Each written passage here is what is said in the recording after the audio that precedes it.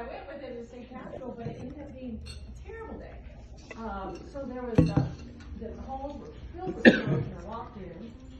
I wasn't expecting that. And then we were in the gallery looking down the house floor, and there's all these people smoking on the house floor, it's all waxing up, my eyes were watering, and then he's like, see that guy over there? He's having a affair with the secretary. That guy over there, he's having an affair with his intern. That guy over there, alcoholic, that guy over there.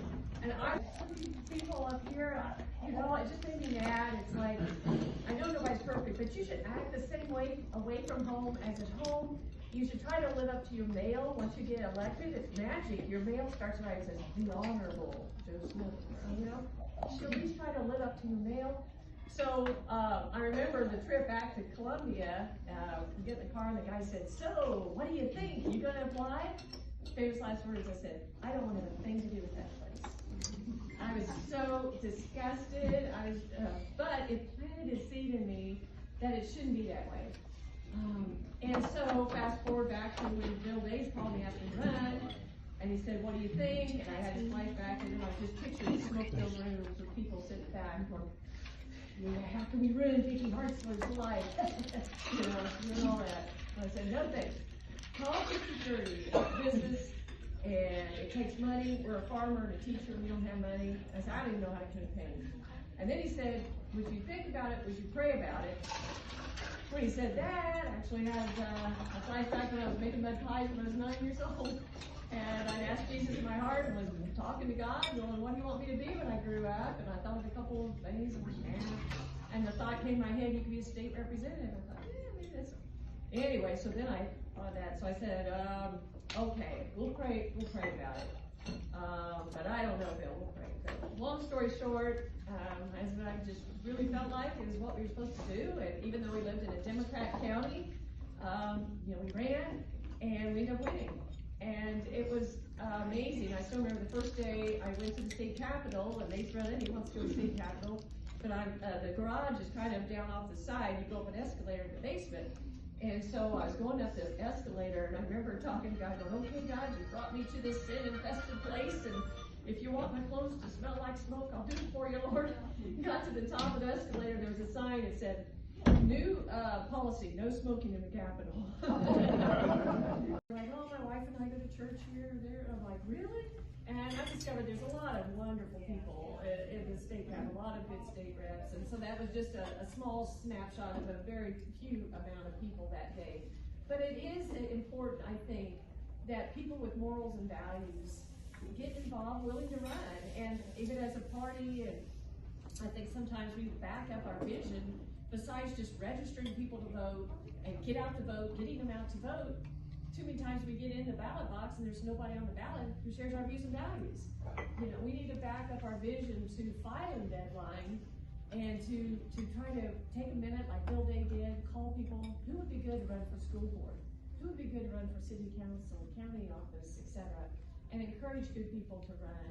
But served 6 years in the Missouri House, and then was blessed to become a mom, and decided to not run for re-election, go home, be full-time mom, work more closely with our husband, our farm, our business, and that's what I did for 9 years. And then 2008 happened, and I call it the evil trifecta happened. You may remember President Obama, Nancy Pelosi took over, and Harry Reid took over. And I still remember sitting at home, Tiffany, our daughter's little girl, and I'm watching Nancy Pelosi get the gavel, and she holds up this gavel, and she says, now I've broken the glass ceiling for women, and now women have a voice in America, or something to that effect, and I bowed through the TV, because I'm like, you do not represent me, you do not represent conservative women, pro-life women, stay-at-home moms, Christian women, you need to go. And our representative was Ike Skelton. He'd been there since I was a sophomore in high school, 34 years, was chairman of the Armed Services Committee, one of the most powerful people in Washington. But I realized that we in the 4th District were part of the problem because he was casting our vote with Nancy Pelosi. And I became incensed. I said, somebody needs to run against him, because he had very few people run against him. My husband turned to me and says, well, why don't you run? We can't run. We got a 9-year-old little girl. He says, maybe we should pray about it. So we started doing that, and just really felt like that God was getting me off the bench. I used to play basketball. then we, on election day, ended up being elected, and now I'm in my 6th term. And I'm now a member of not just the Agriculture Committee, but I'm a senior member of the Armed Services Committee myself. I have the privilege of representing Whiting Air Force Base and Fort Leonard Wood, 2 of Missouri's and the nation's premier military installations. I'm now the ranking member on Tactical Air and Land Forces Subcommittee. We oversee all the acquisition for the Air Force and the Army and the airplanes for the Marines and the Navy. It's just amazing privilege. My dad was in the Army Reserves and did his training, basic training at Fort Leonard Wood. So I have the highest regard for our men and women in uniform and believe, according to the Constitution, there's only a few things that we should be doing in Washington, but providing for the common defense is the most important thing. So I've been trying to rebuild our military. When I got there, President Obama had decimated it. None of us knew that. We were like, oh yeah, we have a strong military. When I got there, 50% of the military airplanes could not fly. Only 4 out of 48 combat brigade teams could fight tonight. It needed to be fixed, and so we worked on that. But I got it. So now I get to why I'm running for the Senate. Sorry, but I wanted to share some background because you guys don't know me. But I'm running because we're in crisis. We have an economic crisis because the Democrats and President Biden keep spending money. We don't have printing money, I should say. And now we have 40-year highs in inflation, and it's hurting people. That's why I'm running. It's hurting the people I care about here in Missouri. The East and West Coast is running this country, and they don't understand us. They don't appreciate us, but we have the values and the ideas, the solutions that our country needs. So we've got to quit spending money we don't have, get this economy going again. We can do it. I voted with President Trump more than anyone else in this race, 95% of the time, but I worked alongside him to pass the jobs cuts and the Tax Cuts and Jobs Act. I worked with him to secure the border, and I want to real quickly share about, some of you may have gotten this. Eric Grimes and Schmidt both have millions of dollars in super PAC plans. They have billionaires behind them. I don't have billionaires, they're people, but that's the most important thing. But they're sending this out saying I voted for $1 million illegal amnesty for them. This bill that they cite is President Trump's bill. It's his border security bill. And I'm proud to have worked alongside him in that. It provides $25 billion for the border wall. It doesn't have amnesty in it. It provides 5,000 more Border Patrol agents, allows people to sue sanctuary cities, does away with visa lottery system, chain migration, expedites removal of the gang members. It gave us status, it fixed a problem with the DACA kids so they get a job, but it does not give any amnesty. So you're gonna see a lot of this. They have a lot of money. I'm leading in the polls right now, and that's why they're attacking me. But I'm also a leader in Washington for our values. I'm the chairman of the House Values Action Team. Lead over 100 members of Congress to stand for faith, family, and freedom. And that's why I'm speaking up also as a former teacher for girls' sports. I say we should be teaching the ABCs and not CRT for academics. And you know I've been banned from Twitter because I said I'm mad that girls' sports should be for girls, not boys pretending to be girls. And we're going to continue to speak up and say the hard things. I offered the amendment to the defense bill a few years ago saying that no defense dollars can go to transgender sex change operations. So I have a target on my back from those who believe in those sort of things. I believe in a strong national defense, recruiting people to the military who can actually serve. If you go through that operation, you're basically out 3 of your 4 years of your military service. I've had constituents not be accepted in the military because they have bunions on their feet and asthma. And yet it's okay to recruit somebody who's going to have major surgery and can be deployed. I mean, this is common sense. So, I'm strong on the border, strong on academics for education, strong on our values. I have the defund Planned Parenthood bill. I'm a leader in a lot of amicus briefs. The one last week, Coach Joe Kennedy, I'm leading that amicus brief. He's the one that was fired for praying at the 50-yard line, you know? So I'm standing up for those values, and I believe that Missouri can be a part of this solution. We are in crisis, but the country needs us. They need our values. They need our ideas, and I'm the only one running this race that has that experience and that track record of fighting and winning in Washington to get things done. I'm the only one who is a lifelong farmer, teacher, small business owner, wife and mom. I'm one of you. I'm fighting for. Fourth time I've been down here in the last month and a half or so. So how many people have heard me recently, so I won't bore everybody? All right. Well, I'll do a little brief background on me because for those of you that haven't seen me earlier, my name is Mark McCloskey. I'm resident of St. Louis, lifetime St. Louis, and that's my wife Patty. We've been married for 37 years. I'm a very strong, lifelong Republican, anti-communist. I've been fighting the left since 1977 with Robert Mugabe's takeover of Rhodesia. The first guy to endorse my campaign was Colonel Oliver North, because Colonel North and I have been friends for over 30 years. During the Iran-Contra event, I was actually taking a course up at the University of Maine, Orono, and I'd broken my leg before I went up there, so I was in a bar self-medicating, and I saw this nice young lieutenant colonel in the Marines being beaten up by the Congress, and some congressman who I can't remember said, "Now, Colonel North, isn't it true you lied to Congress?" And he said, "Yes, I did. I did it to save this country, to save the Constitution, and for the people of the United States of America, and I'd do it again." I looked up at that TV screen and said, "That's my kind of guy." And so when I got back to St. Louis, we put on fundraisers for his criminal defense fund. When he was going to run for Senate in Virginia in the 90s, we put on more fundraisers for him. And so he was the first guy to endorse my campaign. Second guy to endorse my campaign was Mike Lindell, right? Because one of the things was that we were on the Trump campaign. We were the Trump campaign in Pennsylvania for a while, Patty and me. And I'll get back to that in just a second. But I've spent my life fighting the left, fighting for American freedom, fighting for traditional Christian family values. My dad was a big anti-communist, member of the John Birch Society. My mom was president of what was called the West County Republican Women's Club in St. Louis. It was the largest Republican club in the country at that time. Interestingly, my mom was born in Dixon, Illinois, hometown of Ronald Reagan. Ronald Reagan taught my mom to swim, as a matter of fact. So, long time, going back to the beginning. Of course, they're all Democrats in those days. So this is me. I've been 15 years old. When I was 15 years old, I was working on the riverfront in St. Louis. When I was 16, I was a deckhand on the riverboat. When I was 17, I was an engineer on that riverboat. By the time I was 18, I was chief engineer on that riverboat. I was a foreign car mechanic. I painted cars, painted motorcycles, did custom work. My dad owned some farms, and I used to work on his farms. You know, I like working. One of the problems we have in the country today is that people don't want to work. Every place you go, and I've been all over the country. We started campaigning for President Trump July the 13th of 2020. So going on 2 years now, I've been on the road campaigning either for Donald Trump or now on this campaign.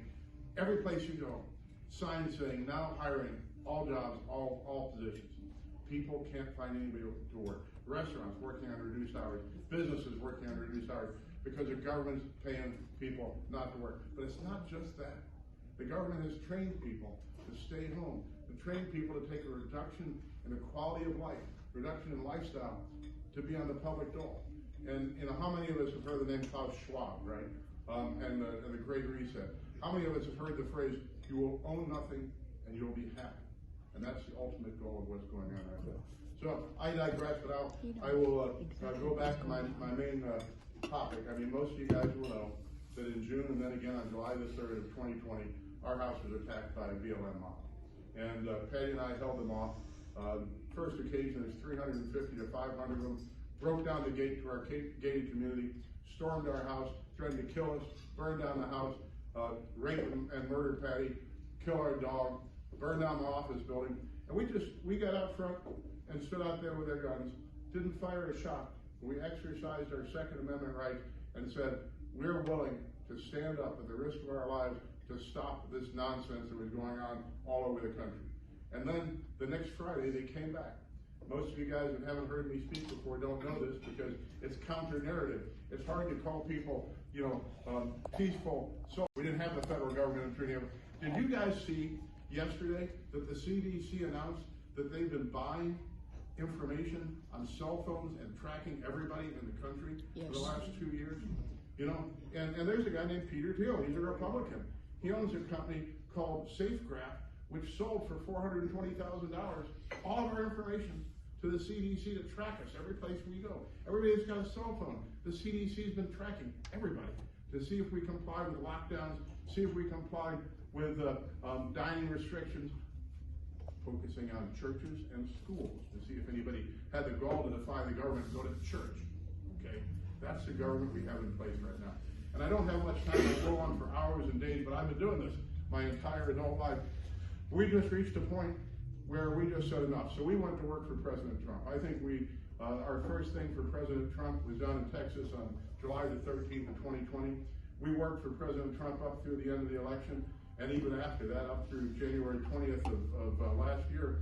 And every place we got off the bus, Patty and I, like I said, we were the Team Trump bus in Pennsylvania for a while, doing 7 rallies a day on behalf of the president, said the same thing. This is our last chance to save this country. That if we don't take the House, the Senate, and the presidency, and we get the Biden administration in there, they'll sweep away our most basic constitutional values. They'll do away with the First Amendment. And now we have the Ministry of Truth in this country. In the United States of America, with the First Amendment, we've got something called the Disinformation Governance Board, run by some lunatic in her 30s that likes to sing Mary Poppins, who's going to decide what you're allowed to say and what you're allowed to think. And this is a military organization. This isn't HHS. This is Homeland Security. This is a police force that's going to decide whether or not you can speak or say certain things based on the determination of some Mary Poppins singing 30-year-old. I mean, this is insane. We have a government of Homeland Security who says the border's not open, right? There was a picture. I was down there the next day. There was a picture of this bridge down in Del Rio with 17,000 immigrants that had walked over from Mexico the day before. The next day, after I'm there, I shot myself. Next day, Alejandro Mayorkas is there, cleaned them all away. And they've got this picture of him standing in front of that same bridge with nobody there declaring that the border's closed. Until the next day when they all come back in, right? And here's the thing. Everybody who's running as a Republican in this country is going to say the same thing. We all stand for life. We all stand for, we're all pro-life. We're all for a closed border. We're all for limited government. We're all for reducing taxation. We're all for decreasing the size of government. We're all for energy independence. We're all for decreasing inflation. We're all for the policies espoused so wonderfully by President Trump. That's not going to distinguish anybody in this race. What is going to distinguish people in this race is a willingness to go out there and tell the truth and risk everything if you have to, your life, your fortune, your reputation, and stand up and say what's true and fight for it every day of your life and fight for the basic freedoms of this country. Everybody stands up and says, I voted with President Trump, or I supported President Trump's policies. Well, that's nice, and that's good, but that makes people good followers of a strong leader. What this country needs now is more strong leaders, not more followers. Donald Trump's a great guy. I think he's going to get reelected, but when he takes the office next time, he's going to be 79 years old, right? You need to look to the future. If we're going to save this country, we have to do it now. If we're going to preserve this country, we need to do it every day from now for the rest of our lives and our kids' lives and our grandkids' lives. This country is so close to the end. We have only the smallest vestige of freedom left, and the left is doing everything they can to strip that from us right now. We have, out of the 350 to 500 people that stormed through my gate, threatened my life, threatened to rape and kill my wife, burn my house, kill my dog, and destroy my business, not one of them did a day in jail. But we've got people, American citizens, rotting in solitary confinement cells in D.C. for crimes of trespass, or parading without a license, or no crimes at all, with no chance of a trial anytime in the foreseeable future. What do we call those people? We call them political prisoners. What do you call a country that keeps political prisoners? You don't call it a free democratic republic. You call it a totalitarian dictatorship. And that's what we have. Ladies and gentlemen, the Declaration of Independence says that this is a government by the consent of the governed. And that's us. This is our country. We need to take it back. We need to do it now. We need to do it forcefully. What we need to do is stand up as people and say we will not be sheep. We will be a free people. We will pull back that consent of the government until the government remembers that it works for us. And the only way it's going to happen is if we all stand together and refuse to comply, refuse to consent to unconstitutional mandates, dictates, ministries of truth, all these kinds of things. Ladies and gentlemen, I call this a post-political time in America. We've got to remember that this is our country. We need to take it back. Where is the outrage? This is what I'm going to finish with. This is really why I'm running for Senate. When this administration announces all these unconstitutional things and strips away our basic freedoms and ignores the First Amendment, for example, why aren't there 50 Republican senators standing up on the steps of the Capitol building screaming every day, this is the end of our country as we know it. This is the end of our constitutional republic if things like this are allowed to persist. You don't hear it. You hear a few people occasionally stand up on Fox News or Newsmax and speak quietly about how, oh, this is a bad thing, right? We have leaks of Supreme Court drafts. We have Chuck Schumer standing on the steps of the Supreme Court threatening the lives of justices of the Supreme Court. We have the powers that be encouraging mob rule. What do you get out of mob rule? You get chaos. What do you get out of chaos? You get tyranny. That's the end game here. After we got done with the Trump campaign, we've been doing for the president on our own, putting on presentations on our God-given rights in the Constitution at the rotunda of the Capitol, and then people invited us to groups like this. And then when Roy Blunt announced that he wasn't going to run for re-election, people started calling me and asking me if I was interested in it. And I said no. I have no interest in being a politician, no interest in running for anything, but somebody's got to do it. And we found it to be a new calling that God had imposed on us. So I called up a friend of mine that had been in the Reagan administration, and I said, what do you think about the idea of me running for Senate? He says, just go outside, drive some nails through your feet. It'll feel better and it won't take us long. But we're doing it.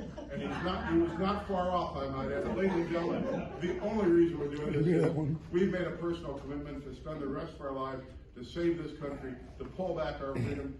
This is just a campaign for Senate. Regardless of what happens in this campaign, each and every one of us, us included, need to spend the rest of our lives doing every day a fight to restore this country, to return this to the free nation it was when we were kids, and to pull this country back from the abyss. We got to do it now, or we'll never get another chance. Thank you very much, ladies and gentlemen.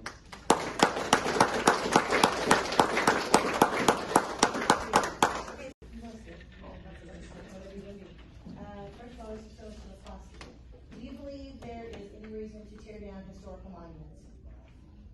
No. You know, the destruction of our history, the creation of a false history. How many of us have read 1984? I mean, the main character's job was to go through magazines and newspapers and create a new narrative to fit the modern political world and destroy the history of the past. The only way that this country can continue to be the country that we know is by remembering our past, remembering the heroes that stood up and said things like, I regret that I have but one life to give for my country, or I know not what others may take, but say, but as for me, give me liberty or give me death. That's what this country is about. That's why we have statues. That's why we have monuments to remember the bravery of a few great men pulled us forward and made this the greatest country on earth, so that we can be inspired to be like those great men and be greater ourselves. Thank you. All right. I'm giving you about 1 minute to 2 minutes to answer the question, okay? Ms. Vicky, do you believe there is any reason for pornographic material in the teen section of Missouri? Not. We are just indoctrinating our kids. As a former teacher, it just really grieves my heart at how they're turning education into an indoctrination centers for our kids with this radical, whether it's pornography or whether graphic pictures or whether it's the CRT. You know, I've introduced the No CRT for Our Military Kids Act because I believe education should be local, the jurisdiction for state, but there is 160 military bases where the Department of Defense oversees the curriculum and the education. So how horrific to think that maybe your kid, who your parents are serving in the military, giving their life, and then they could be taught that this is a racist nation and they should be ashamed of who they are. So I'm taking proactive steps at the federal level to stop that, make sure that doesn't happen. And I'm also speaking up for girls' sports. And I've been banned from Twitter for doing that. But I'm going to keep doing that because this is lunacy. We're living in an upside-down world. And it's time that our kids be taught the truth, that they be protected from indoctrination, and that we focus in our schools on the ABCs. That's what we should be focusing on. Thank you. For both of you, so I'll start with you first. If you are elected, what will be your first main focus? Well, it depends on if we were going to get the majority back or not. I'm running to get the majority back in the Senate, and hopefully we'll get the majority back in the House. But we've got to, it just depends on what's going on in January. It may be a military thing would be the first thing. Inflation, certainly quit spending money you don't have. You know, we need to advance energy policy. Once again, drill here, become energy independent. Depending on the Supreme Court decision, we'll see what happens. I'm hopeful that it will end up that they reverse Roe versus Wade, but then that's going to be a whole new fight on that front of another kind. So it'll depend on the situation in January, but we've got a lot to do, and we've got to make sure we get the right leaders in there. So we'll see if McConnell's going to run or someone else, but I'm going to support whoever the most conservative person is to lead the Senate, who's a fighter, who's going to stop President Biden and his liberal agenda, because that's what we've got to do. Barbara, same question to you. Sure. If you are elected, what will be your first main focus? All right. Well, the first main focus is going to be to pull back the power of government. Eliminate entire departments. How about getting rid of the Department of Education, for one thing? What right does the federal government have anything to do with educating our kids? And you know, I'll go back to what Vicky just said. She's going to follow whatever the most conservative. She was asked, as was Eric Schmidt, whether or not they would vote against Mitch McConnell if they get elected to the Senate. Both of them said the same thing. Gee, I don't know, I've got to consult with my Senate colleagues. In other words, they haven't been told what the party line is yet. I don't have a party line. I can tell you, I'll vote against Mitch McConnell. I'll get rid of the Department of Homeland Security is another one that's been, its primary job has been to monitor us and to control us and to treat American citizens as foreign terrorists. Get rid of the Department of Education. Do something about the Federal Reserve. The problem right now is the federal government has a very limited role according to the Constitution, but what it's done is become an octopus and has sent its tentacles out to control every one of us in every aspect of our day-to-day lives. That has to, all those arms of the octopus have to be cut off. We have to respect the 10th Amendment. Any power not specifically granted to the federal government should be retained by the states and the people, and that's what I'm all about, is pulling back that from the federal government, putting it back. The whole country is based on our military strength, and the people that choose to serve in the military, now that it's an all-volunteer force and has been since the year I graduated from high school, we have to do everything we can to support them, because they risk their lives to save us. Right. Yes, I'm somewhat familiar with your issues, not an expert, but I am supportive of trying to fix that. That is just not right, that we have differing benefits or differing levels, and that you're penalized for that just because you serve in the military. There's also a spouses issue that I'm working on and co-sponsoring legislation so that we fix that as well. So we need to work on making sure that our military, both while they're serving as well as afterwards, that they are compensated fairly and adequately. And so, yes, we're going to continue to fight to fix that. Anybody else? We have maybe a question? On the student loan, wiping out all the loans that the student has. I'm not in support of that. You know, it's just very, very unfair. I think for people that have worked their way through school, paid their own way, or paid their loans back, and it's not fair for people who didn't go to college, because they're basically subsidizing the individuals who did, or whatever. Now, what I am supportive of and what I've been trying to get done is so that there's more education to the young people before they take out their student loan.